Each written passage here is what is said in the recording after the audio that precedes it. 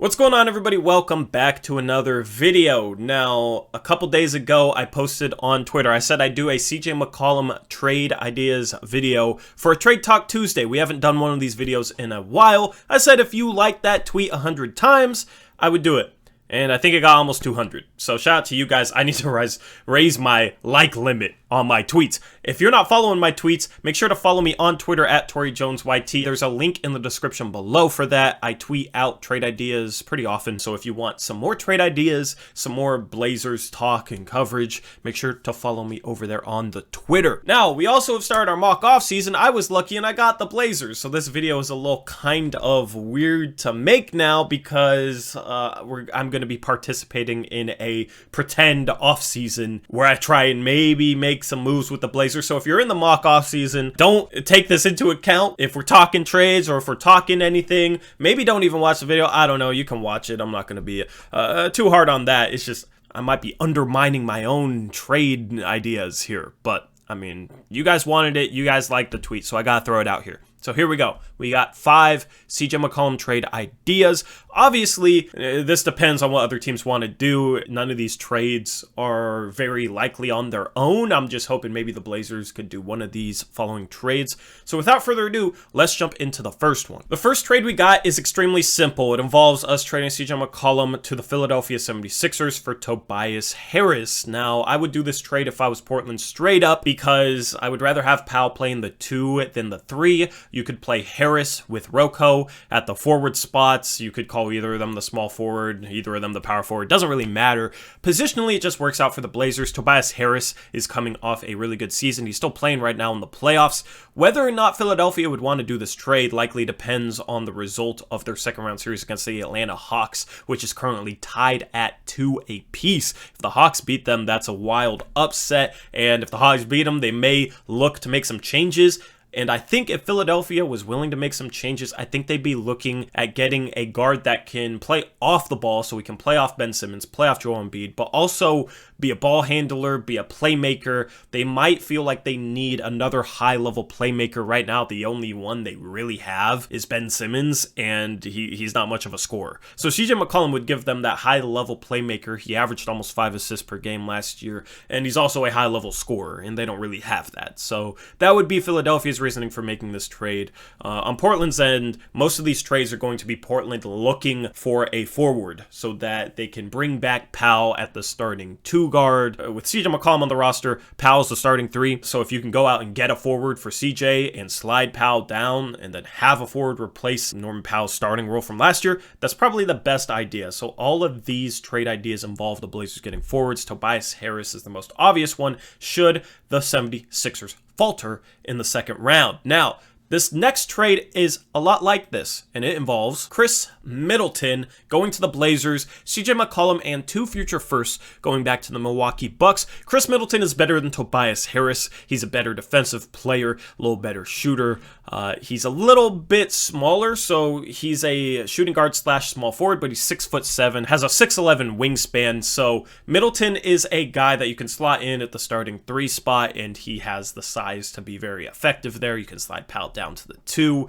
Chris Middleton's also a really good passer for his position. He averaged over 5 assists per game last year. He's really good at playing off the ball, a really good shooter, but can also make things happen with the ball in his hands. However, he's not quite as good as CJ is when it comes to breaking down a defense off the dribble and making plays off the dribble, and that would be the reason that Milwaukee might make this trade. If they lose in the second round, they might be looking at trying to get a little bit more dynamic on the perimeter and add a guy like a CJ McCollum, a dynamic playmaking guard that can score, that can play off the ball, that can play off Giannis, but also you can give him the ball at the end of games and he can come through for you. Just think it back to Game 7 of the second round back in 2019 when CJ McCollum basically carried the Blazers to a Game 7 win in Denver, carrying them to the Western Conference Finals in that game where pretty much nobody else had it going. That's the type of CJ McCollum that I think teams would value. Just the guy that you can give the ball to. If people are struggling, you can give him the ball, get out of the way. He can make things happen. He can play off off the ball. I think CJ would be a good fit off of Giannis. They have a ton of really solid defenders there in Milwaukee, so they likely wouldn't take much of a defensive hit. Now, Milwaukee might want Robert Covington back in this deal instead of 2 first-round picks. Maybe it's McCollum, Rocco, and a first for Chris Middleton. I don't know if I'd do that if I was Portland.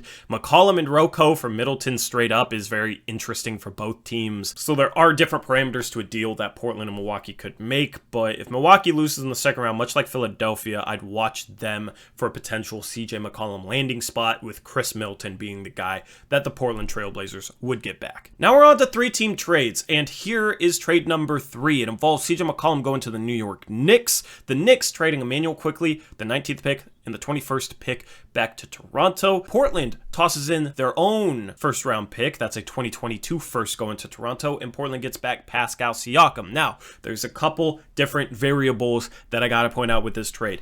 I'm not sure if this trade would be doable before the draft because the Knicks have a lot of cap space, and I don't know quite how badly they want CJ McCollum. It might be a situation where they'd rather just keep Quickley, keep their 2 first-round picks this year, and then they go into free agency and they use their free agent money, maybe go after a guy like a Norman Powell, and keep the assets they already have instead of giving up assets and giving up cap space to sign CJ McCollum. So that is a big caveat in this, but also CJ McCollum would raise their ceiling as a team. They really struggled in the playoffs. They struggled to score the ball. Julius Randle did not function well as the number 1 guy. It would be interesting to see CJ as the number 1 guy in a playoff series because we've seen him when Dame is out in previous years.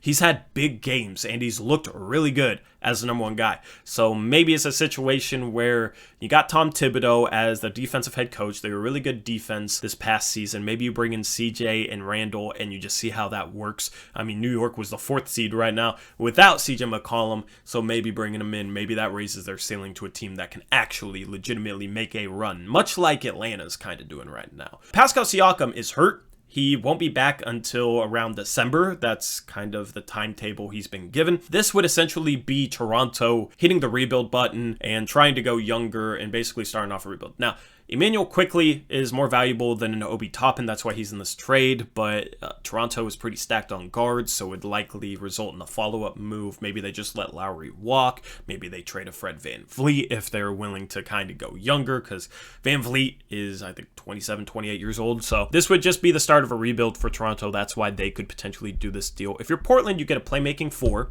You would have the best playmaking front court in the entire league with Siakam at the 4 and Nurkic at the 5. You would have Powell at the 2. Hopefully they could bring him back. You'd have Rocco with the 3. Defensively, I really like that lineup. Siakam had a bit of a down year the past year, but that was Toronto kind of trying to make him the number 1. As the number 2, I think he's really good. He was basically the number 2 in the playoffs next to Kawhi. He really stepped up into that number 2 role when they went on their championship run. So Siakam, we've already seen him play like the second best player on a championship team, so we know he can fit in that role. I think he'll be more efficient as the number 2. Obviously depends on who the coach is as well and how the coach kind of utilizes a guy like a Siakam and a guy like Nurkic. You would have some interesting pieces to use there, so obviously that plays a factor, but I would like Pascal Siakam on this team. I would do CJ and a first for him.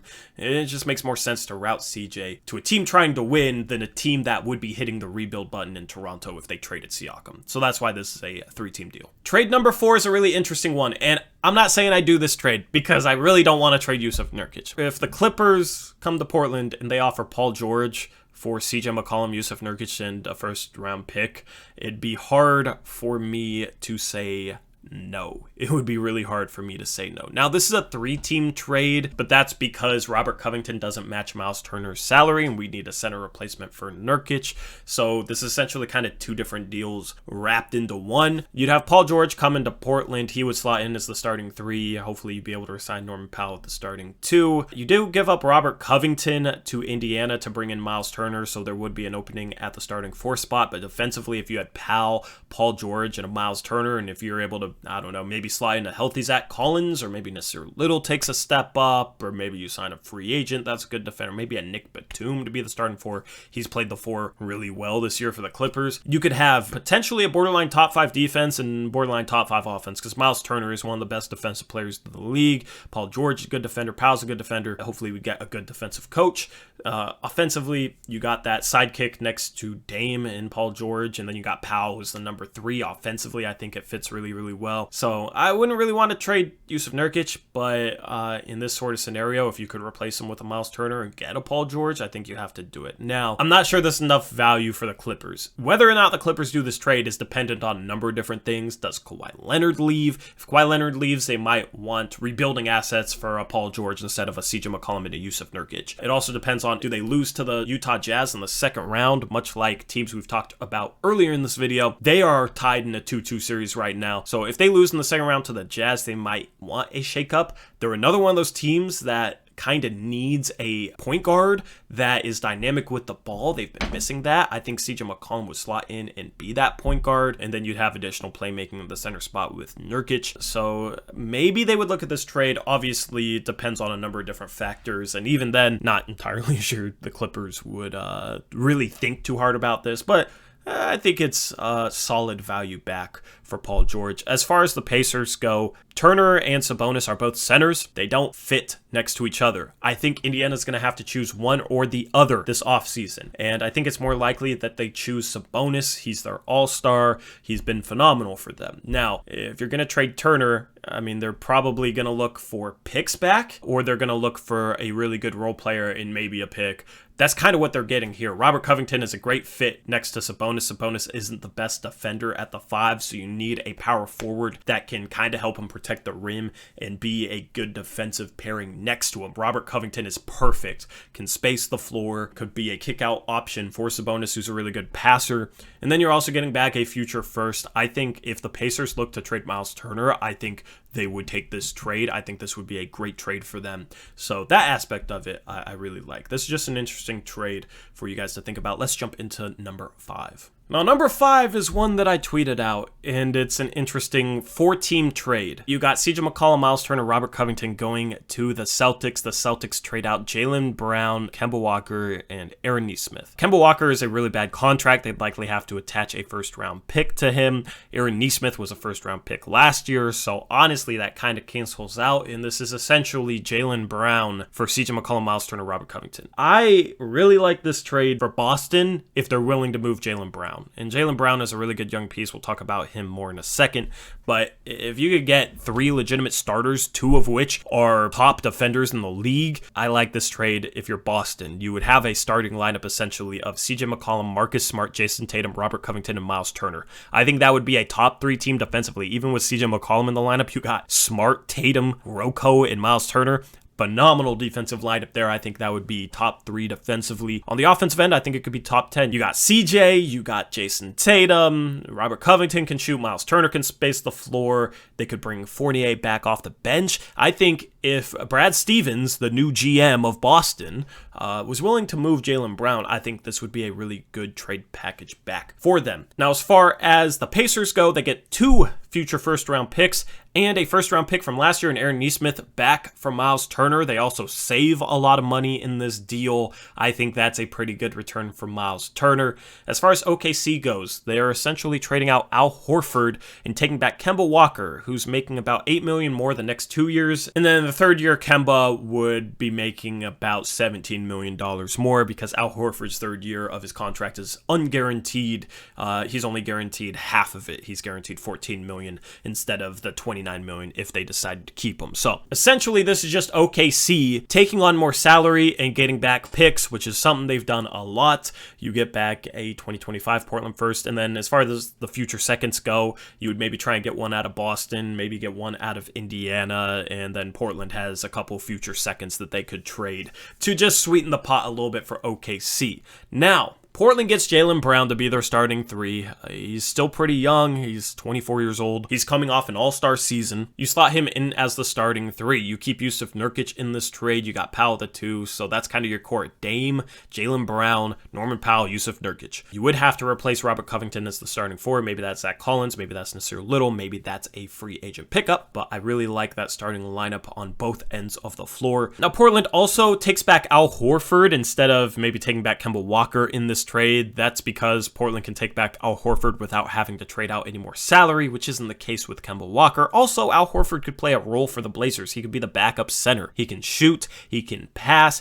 he's a smart veteran player, he can play defense. He'd be a great backup center to have behind Yusuf Nurkic. He's a little bit cheaper than Kemba, so I'd rather have an Al Horford than a Kemba Walker, and I'd even be willing to give up a future first in order to make that happen. Part of the reason for that is the savings, and part of the reason for that is the role that Al Horford could play. Portland would be trying to go for it next season, essentially. As far as the future goes, though, you're missing a lot of future first, but you still have Anthony Simons. You still have Nasir Little. You hopefully will have a healthy Zach Collins as we head into future years. And then you got Jaylen Brown, too. You got a good young nucleus there to kind of build off of and maybe add to, hopefully with some unheralded guys, some diamonds in the rough and whatnot. So I would do this trade if I was Portland for sure. Anyway, that wraps up this CJ McCollum trade ideas video. Let me know what you think about any of these trades down in the comment section below. I'm really curious to see which of these trades you guys would do, which of these trades you guys wouldn't want to do. It's interesting to kind of finally discuss trade options with CJ McCollum being the centerpiece in them. So anyway, that wraps up this video. Thank you all for watching. I'll see you later. As always,